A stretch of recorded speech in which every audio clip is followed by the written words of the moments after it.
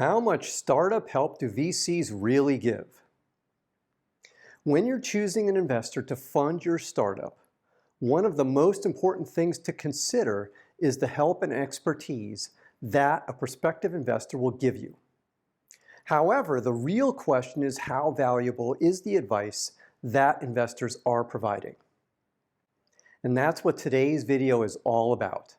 I'm going to share with you how valuable is the help you get from investors, what you shouldn't ask investors for help with, what you should ask investors for help with, and what's really important when you choose an investor. I hope you like it. Hi, I'm Brett. On my channel, I help early stage startup CEOs like you raise money and grow your startup. So if this sounds like you, then hit the subscribe button and the bell so you get notified every time I release a new video. Let's get started.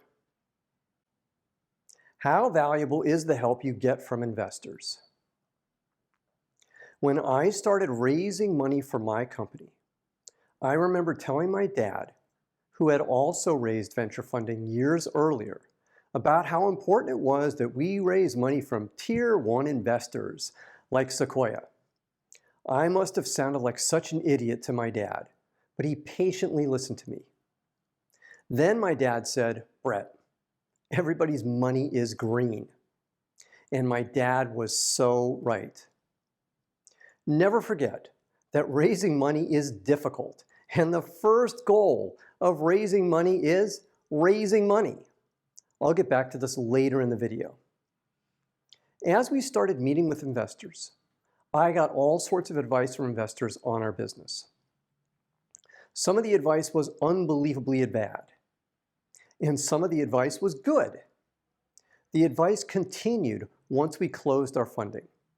My investors would give me advice about anything I asked, and this is where you can get yourself into trouble as the CEO. Remember, you own every decision you make, regardless of whether an investor gave you the advice or not. You can't point your finger at the investor and say it was their fault if the decision doesn't work out. It's your fault. You own it because you're the CEO. That's why you need to be true to yourself. As I said, investors will give you an opinion on everything you put in front of them. Sometimes they'll give you an opinion on things you don't ask them about. However, it's your company, you're the CEO, and your investors are looking for you to run the company. Sometimes this means doing something different than what your investors suggest. Just communicate with your investors that you're going to do things differently than they suggested. Then, briefly explain why you're going to do things differently. You're doing this to show respect to your investors. Your investors will agree with your decision and they'll support your decision. What you shouldn't ask your investors for help with. You're likely to be somewhat tentative as a first-time CEO. I know I was. And being tentative will lead you to create a vacuum that your investors and board members will step into. Let me give you an example of this. Your salary is usually determined by the board of directors. However, I wouldn't ask your board for their recommendation about your salary because you're going to be disappointed. Instead, I would just set my salary appropriately and let the board know. Unless you do something crazy, they're going to be fine with it. The other classic mistake, which I guess you can think of as a vacuum, is getting your board involved in decisions such as the strategic direction of the company, the marketing strategy, the sales strategy, or engineering strategy. Yes, your board or investors may ask you what the strategy is, and you'll certainly review your progress during your board meetings. However, you and your management team own the company's strategy, not your investors.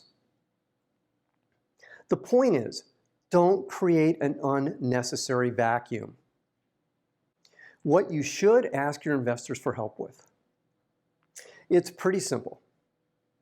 Ask your investors for help where you need help without creating an unnecessary vacuum. A great example is fundraising. Your investors almost certainly have more contacts than you. So yes, ask them for introductions to potential investors. Now, I'm going to sound like I'm talking out of both sides of my mouth. You might ask investors for help with recruiting your executive team. There are pluses and minuses about this. Yes, ask for help if you're having trouble recruiting your team. However, you're not under any obligation to hire someone your investors introduce you to. It gets trickier as you start asking for help with operational issues. For example, if you ask for help with your sales strategy, you've opened up a vacuum. You're going to get your investors' thoughts. Believe me on this one, because they care about sales. Yes, you're under no obligation to take the advice, but you'd better have a really good reason why you're not taking their advice. Now, if this content is resonating with you, then please hit the like button right now. What's really important when you choose an investor? Back to my dad.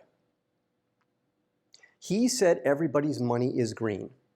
The most important thing is raising your funding. In fact, most startups don't receive multiple term sheets. It's hard to get even one term sheet. However, if you do get multiple offers, my view is the ability of your investors to help you is not the most important thing. The most important thing is what I'm going to call alignment. Here's what alignment looks like. Really examine the relationship you have with the partner you are working with and the fund as a whole.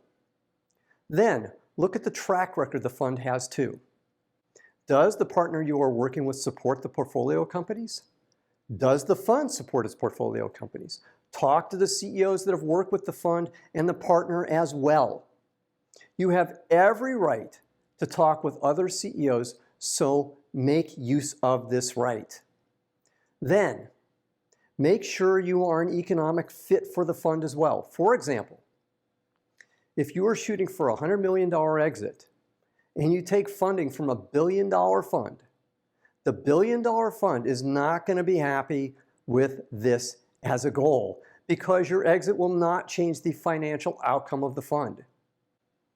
You can potentially lose the support of your investors when your economic goals don't align with your investors' economic goals. Now, here's a summary of what we've learned today. Number one, every investor's money is green. The most important thing when you're fundraising is to raise the money. Never forget that. Number two, don't create unnecessary vacuums where you get your investors involved unnecessarily. Number three, ask for your investors' help only where you truly need the help. And number four, if you're fortunate enough to have multiple term sheets to choose from, then choose the investor that you have the best alignment with. Now, what did you learn from today's video? Put your answer in the comments column below today's video.